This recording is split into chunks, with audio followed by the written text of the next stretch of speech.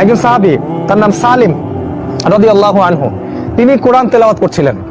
খালিদ বিন ওয়ালিদ বলছেন, আমাকে একটু কোরআন তেলাওয়াত করে শোনাও, একটু শিখবো। তো ওই সালিম রাদিয়াল্লাহু আনহু তিনি সূরা মুদ্দাসসির কি মুযাম্মিল তেলাওয়াত করছিলেন।